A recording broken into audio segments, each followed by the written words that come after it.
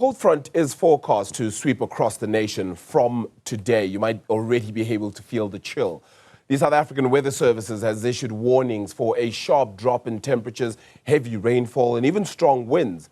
The memory of the tragic fire at a local creche, which claimed the lives of 4 young children shortly after heating devices were used, serves as a stark reminder of the potential dangers associated with staying warm during cold weather. To help us navigate these challenges just a little bit, particularly the conditions of safety, we have with us this morning a leading household energy safety expert, Joe Baleka, to provide crucial advice on how to keep our homes warm, should I say, without compromising safety. Mr. Baleka, thank you so much for the time. Really appreciate it. I think a few of us have now dug into the kist, taken out the warm clothing, as warm as it gets at this point in time. Many concerns, however, at this time of the year on how to keep warm. Thank you very much. Thank you very much for the opportunity granted, and thanks also to your viewers. Good morning to everybody.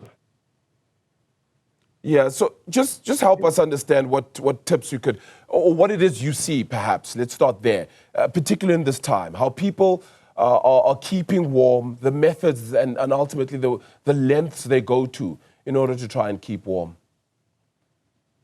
Thank you so much again.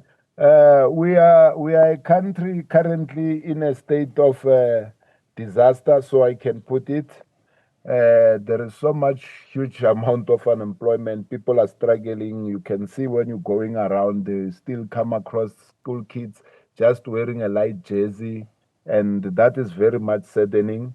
Whereas this is where we are supposed to be having much layers within our bodies to ensure that the head, the hands, and the legs are actually warm, because that's how the cold penetrate one's body.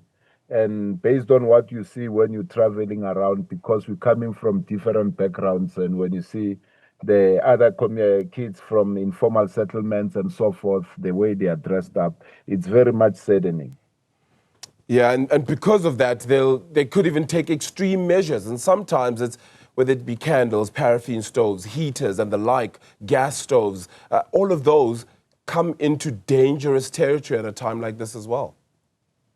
This is the time that we need to remember that this is the repetition every year in, every year out, due to the fact that there is not much support for household energy safety awareness programs, especially from the state, because these are programs that are not funded, and it's only NPOs like ourselves who are committed to do voluntarily work and go out there to do some outreach program to ensure that people are conscientized as to what is it that they need to do, because this is the primary time that we have to come up with a preparedness plan.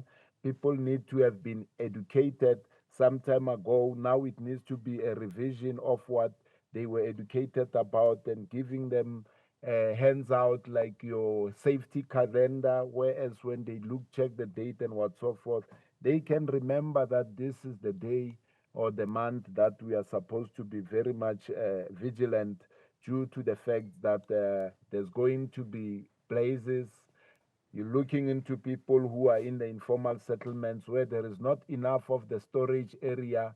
You'll find the paraffin laying next to just on the in the kitchen, on the floor, where kids can access it, in the container like a cold drink bottle, whereas the child might forget, thinking it's water, and then ingest it, which becomes a big problem. And during that time, our communities are not even aware of what to do in terms of ingestions, and there are things that we call light burns. Our communities are not educated as to how to treat the burn. Those are some of the primary things. And we are still using these substandard paraffin appliances, which have been tried to be phased off for some time, but without successes. The people are still using those type of appliances. When you utilize them, after an hour of being heated, it can burst into flames and cause all the havoc. If you look onto how our informal settlement set up, it's like it's congested. If a fire happens in my shack, it's most probably like 120 to 2,000 shacks might end up in flames. Yeah, absolutely a scarier situation here. Just very quickly in 30 seconds then, Joe, do you have any tips then people should be just aware of, your top 2 tips?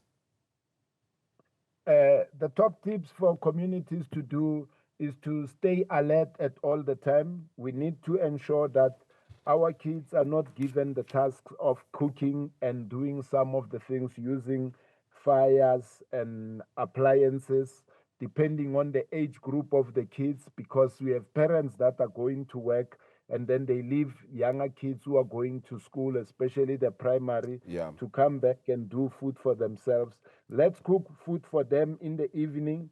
Put the food in the micro oven if you have such, so that when the kids come, the only unit they can use it's a micro oven, which will just leave it in at 1 minute so that it can just warm and they know they can take out and Yeah, eat. yeah, Because by the time they're cooking, we're going to have a problem. yeah. Let's remember Okay. that the kids are the most vulnerable people because they are still developing. They like to touch, they like to pull, and what so forth. Yes.